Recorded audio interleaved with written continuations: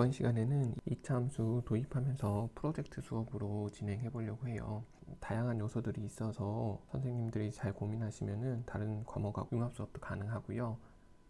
수행평가도 과정형 평가로 수행평가도 할 수 있을 것 같은 과제예요. 제가 이 자료 만들 때 뒤늦게 미생에 빠져가지고 열심히 봤어요. 그래가지고 장그래를 데리고 왔는데요. 장그래가 이제 피자 가게를 차리기로 결심을 해요.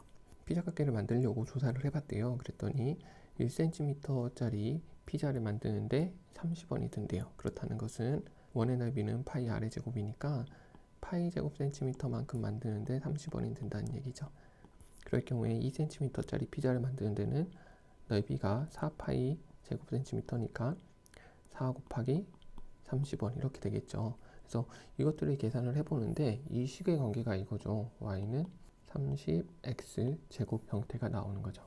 기본적으로 피자 크기하고 피자의 재료비는 이런 2차 함수식을 가져요. 그렇지만 사실 피자를 만드는데 이것만 쓰이는 건 아니잖아요. 가게 사장님이 된다면 훨씬 더 많은 것들을 고려해야 될 텐데 그 중에 제가 몇 가지를 선정해 봤어요. 그래서 2차 함수적인 내용은 여기 정도고 그 다음에는 이제 개인적인 역량 교육이라고 보는 것이 훨씬 더 적합할 것 같아요. 어떤 식의 조건들을 해봤냐면요. 제가 생각할 수 있는 것들을 좀 넣어봤어요. 그리고 최대한 현실에 가깝도록 현실에 대해서 좀 더 정확하게 인식할 수 있도록 도와주기 위해서 제가 최대한 만들어 봤는데 건물 임대료는 3만원씩 내야 되고요.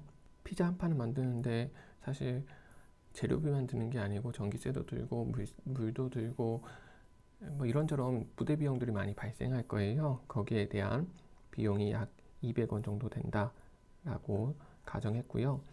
아르바이트생 제가 2018년 거 했는데 2020년으로 바꾸셔서 하시면 되겠죠. 최저임금 지급해야 되고요.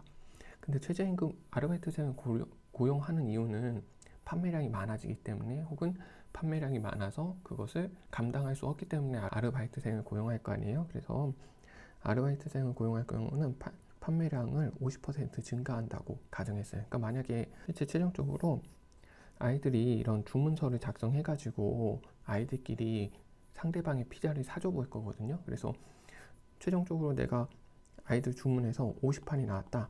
그렇다는 것은 25 절반인 아르바이트생을 고용할 경우에 25판이 플러스 돼서 75판을 판 것으로 계산을 할 거예요. 이제 이 판매할 때 판매의 아이디어를 내는 건데 일반 피자로 그냥 싸게 팔 수도 있고 토핑을 추가해서 자기 모둠만의 피자를 만들 수 있어요.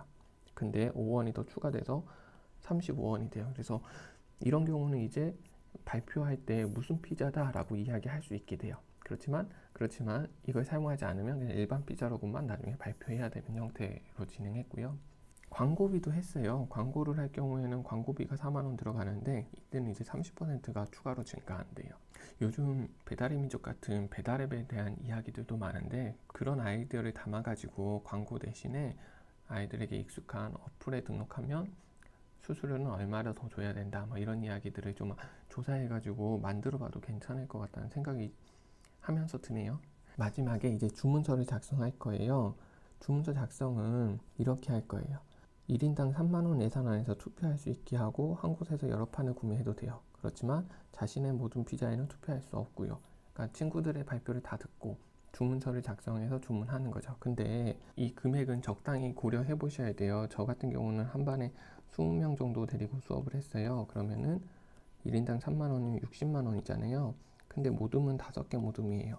그러면은 너무 금액이 적어요. 그래서 3만원으로 투표하지만 거기에 나중에 5판의 판매로 곱하기 5를 해줬어요. 곱하기 5를 해봤자 300만원의 매출이에요. 5개 모둠이 하루 평균 매출이 300만원이 되는 거기 때문에 5개 모둠이 그럼 평균적으로 한 60만원 정도의 매출을 가져간다라고 보시면 되는 거예요. 그래서 평균적으로 얼마 가져가야 될지 이 매출을 계산하신 다음에 이런 조건들은 학급 상황에 맞춰서 조금씩 금액이나 이 배율 같은 것들을 조절해 주시면 될 것 같아요.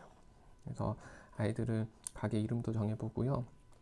토핑도 결정해보고 피자 이름도 한번 정해보고 재료비가 얼마인지도 정해보고 그러고 나서 제일 중요한 거 가격을 얼마로 하면 좋을지 결정해야 돼요. 그러니까 크기도 본인들이 정하고요. 크기에 따른 크기가 정해지고 이런 이런 조건들이 정해지면 순수 재료비가 나올 거 아니에요? 거기에다가 이 가격을 그대로 팔 수는 없잖아요. 플러스 알파를 더해서 가격을 결정해야죠. 이 가격으로 얼마를 결정하느냐에 따라서 나중에 투표의 결과가 달라질 수 있어요. 이게 너무 싸게 잡으면 이윤이 안 남을 거고 너무 많이 잡으면 안 팔릴 거잖아요. 이런 경험들을 실제 해보는 거죠.